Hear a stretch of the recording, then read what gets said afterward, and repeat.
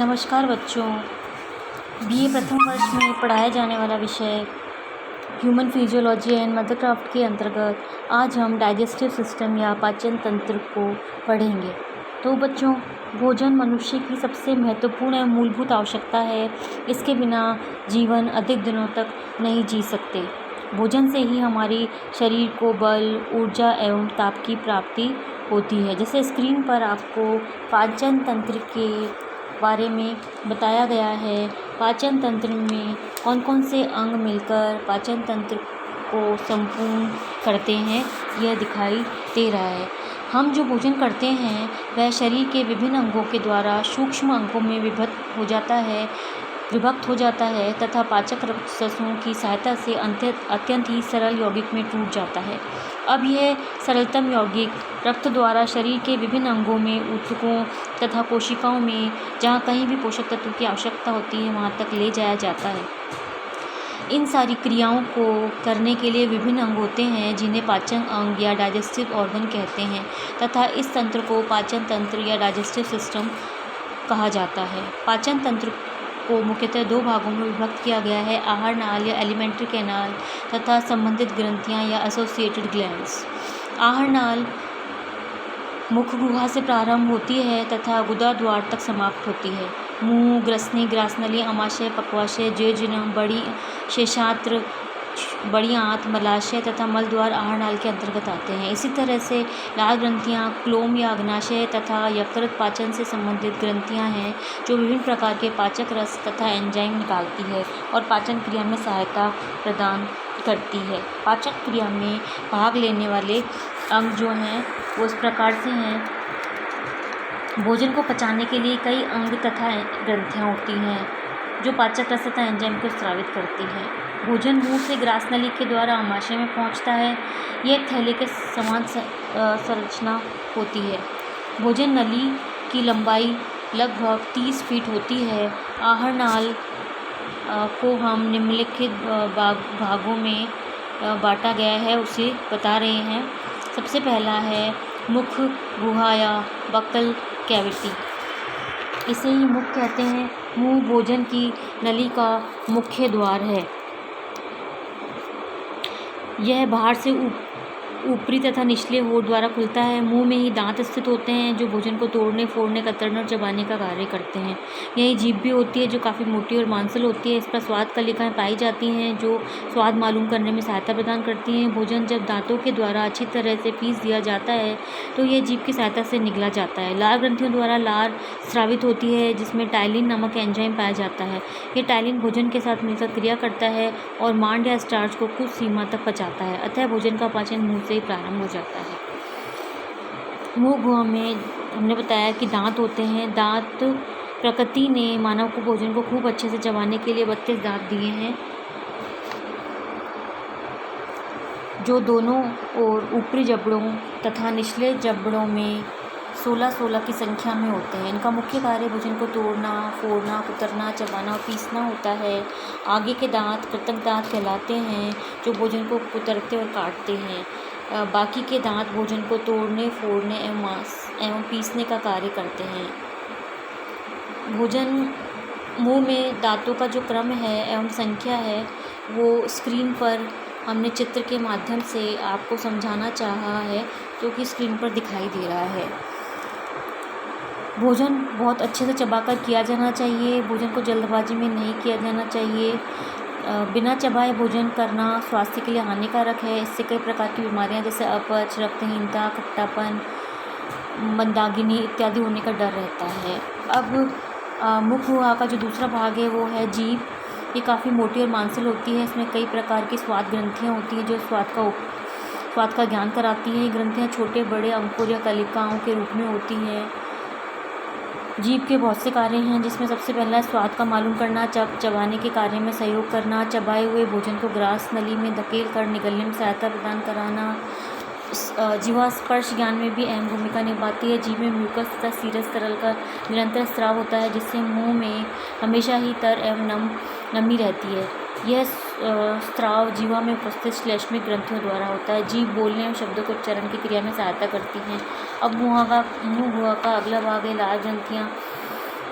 3 जोड़ी लार ग्रंथियाँ होती हैं जो लार स्रावित करती हैं। ये ग्रंथियाँ हैं कर्णमूल ग्रंथि, हथवातर ग्रंथि और जीवाधार ग्रंथि। जैसे कि स्क्रीन पर आपको चित्र के माध्यम से समझाने का प्रयत्न किया गया है। कर्णमूल ग्रंथियाँ, हथवातर ग्रंथियाँ और जीवाधार ग्रंथियाँ इस चित्र में आपको दिखाई दे रही हैं। इसके बाद है लार। लार ग्रंथियों से लार निकलती है जो मांड को माल्टोज में बदल देती है। लार के मिलने से भोजन गीला और चिपचिपा हो जाता है तथा आसानी से निगल लिया जाता है।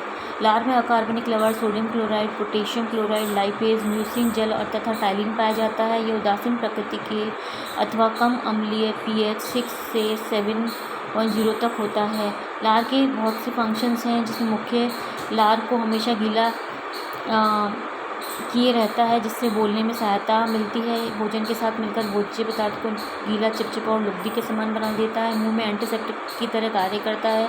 बाहरी जीवाणु को अंदर जाने से भी रोकता है। यह स्टार्च को माल्टोज नामक शर्करा में परिवर्तित कर देता है। जल संतुलन में सहायता भी करता है। तो ये लार के कार्य हमने बताए। मुख गुहा के बाद में, ये तो हमने मुख गुहा के बारे में जाना। अब मुख गुहा के बारे में जो पाचन अंग है जो कि पाचन तंत्र को कंप्लीट करता है, उसमें दूसरा है ग्रसनी। यह मुंह और ग्रासनली के बीच स्थित होती है। इसमें श्लेष्मिक झिल्ली का स्तर होता है। ग्रसनी को 3 मुख्य भागों में विभाजित किया गया है, नेसोफेरिंक्स, ओरोफेरिंक्स और लैरिंगोफेरिंक्स। इसके बाद जो ग्रसनी का मुख्य कार्य है भोजन को निगलना है और ये आवाज़ निकालने में मदद करती है। थर्ड पार्ट है ग्रास नली। जैसा कि आपको चित्र में दिखाया गया है, यह काफ़ी तंग और सक्रिय नली होती है जिसकी लंबाई लगभग 10 इंच तथा व्यास 1 इंच होता है। यह ग्रसनी को अमाशय के कार्डिक भाग से मिलाती है। भोजन ग्रास नली से होते हुए अमाशय में मांसपेशियों के क्रमाकुंचन गति के कारण, जिसे पेरिस्टल्टिक मूवमेंट कहते हैं, तक पहुंचाया जाता है के द्वारा पहुंचाया जाता है जहां भोजन का पाचन किया जाता है। ग्रास नली का ऊपरी तथा निचला सिरा स्फिंक्टर मांसपेशियों द्वारा बंद रहता है। ऊपरी स्फिंक्टर मांसपेशियों को क्रीकोफेरेंजियल स्फिंक्टर कहते हैं। इसका मुख्य कार्य श्वसन के दौरान हवा को अंदर ग्रासनली में जाने से रोकना है। निचले सिरे का स्फिंक्टर, जिसे ओसोफेजियल स्फिंक्टर कहते हैं, का मुख्य कार्य गैस्ट्रिक अम्ल जो अमाशय से निकलता है उसे पुनः ग्रासनली में जाने से रोकना होता है।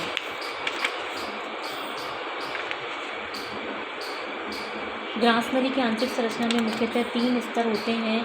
सबसे बाहरी स्तर सेरोसा एक मांसल परत होती है जो रेखित और चिकनी पेशी की बनी होती है। इसके ठीक नीचे मध्य स्तर, जिसे सब म्यूकोसा स्तर कहते हैं, और यह परत लचीली और ढीली संयोजित तक की बनी होती है। सबसे नीचे की जो परत है वो श्लेष्मा की परत होती है। यह श्लेष्मिक झिल्ली की बनी होती है। ग्रासनली सिर्फ भोजन को अमाशय तक पहुँचाने का कार्य करती है। इसका पाचन में कोई योगदान नहीं होता है। नेक्स्ट भाग जो है पाचन तंत्र का वो है अमाशय, जैसा कि आपको स्क्रीन पर भी दिखाई दे रहा है।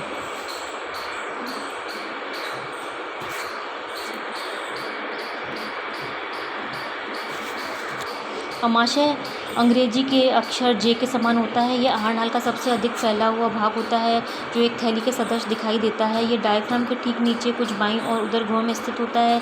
यह मांसपेशियों से बना होता है जिसकी दीवारें काफ़ी मोटी होती है। अमाशय की बाहरी सतह बड़ी तथा भीतरी सतह छोटी होती है। इसके अग्रभाग और पश्चभाग में एक द्वार होता है। आगे का द्वार हृदय द्वार कहता तथा पिछला द्वार पाइलोरिक द्वार कहलाता है। सर्वप्रथम भोजन हृदय द्वार से आता है। पाइलोरिक द्वार से भोजन निकलकर पक्वाशय की ओर बढ़ता है। अमाशय के 3 भाग हैं मुख्यतः, कार्डिक भाग, पाइलोरिक भाग और फंडिक भाग। अमाशय की जो आंतरिक संरचना है उसमें 3 परतें हैं मुख्यतः, सेरोसा परत, मध्यस्थ परत और अंतः परत। अमाशय में अमाशय रस पाया जाता है जिसमें जल, हाइड्रोक्लोरिक एसिड, रेनिन और पेप्सिन, खनिज लवण इत्यादि होते हैं। अमाशय रस के मुख्य कार्य रेनिन दूध को जमा देता है। यह भोजन के माध्यम को अम्लीय बनाता है। सामान्यतः अमाशय रस में रक्त फैक्टर, जिसे कैसले इंस्ट्रिक्टिक फैक्टर कहते हैं, पाया जाता है। यह इंस्ट्रिक्शन फैक्टर विटामिन B12 के अवशोषण के लिए आवश्यक होता है, जिससे विटामिन B12 यकृत में जमा हो जाता है और अस्थि मज्जा में जाकर रक्त निर्माण हेतु उद्दीपन करता है। यह पेप्सिन न्यूट्रॉन को पेप्सिन नामक एंजाइम में बदल देता है। पेप्सिन नामक एंजाइम हाइड्रोक्लोरिक अम्ल के साथ मिलकर प्रोटीन के कणों को, छोटे और घुलनशील प्रोटीन के कणों को पेप्टोन और प्रोटीओजेज में बदल देते हैं। अब है अगला भाग, वो है छोटी आंत।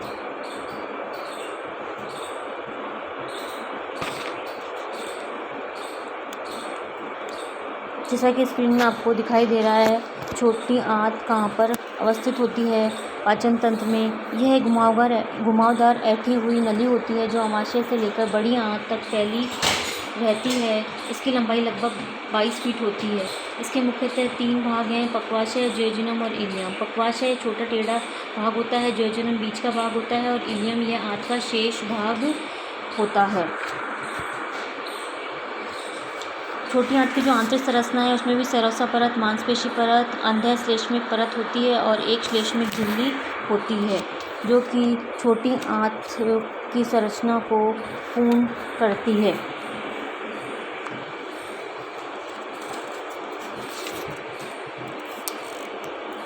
छोटी आंत के पाचन कार्य हैं, जैसे क्लोम रस का स्राव करना। छोटी आंत प्रोटीन का भी पाचन करते हैं। यह वसा का भी पाचन करता है, पचे हुए भोजन का अवशोषण करता है। आंतरस का नाम और कार्य। आंतरस में peptidase, maltase, sucrase, lipase, lactase और एंटेरोकाइनेज नामक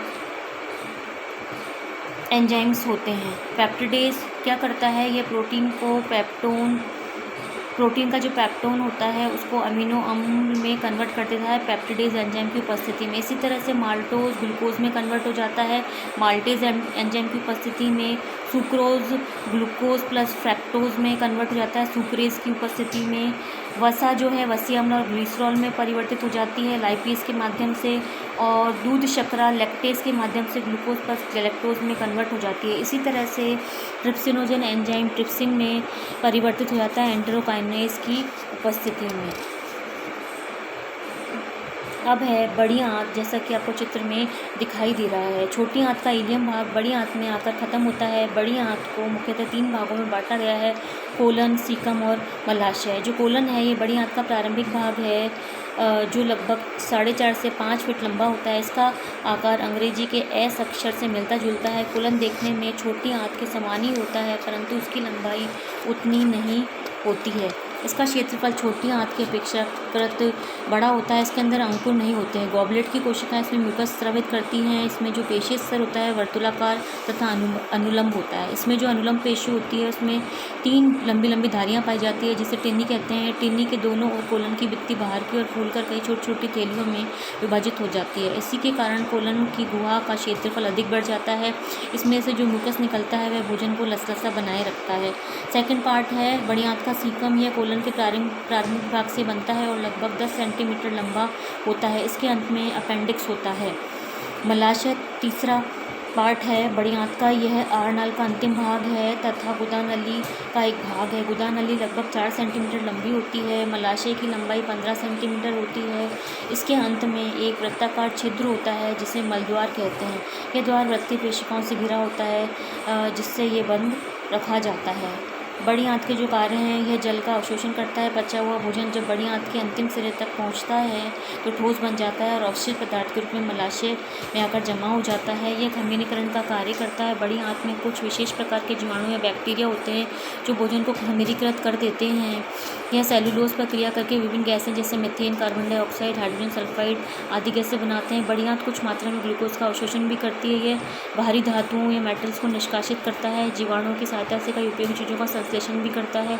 यह म्यूकस का स्रावन करता है और मल को चिकना कर उत्सर्जन में सहायता करता है। यह मल को समय समय पर विसर्जित करता है और मल में श्लेष्मिक झिल्ली तथा जीवाणु भी उपस्थित होते हैं। तो बच्चों, ये हमने जाना पाचन तंत्र के इस संरचना और पाचन अंगों के बारे में। धन्यवाद।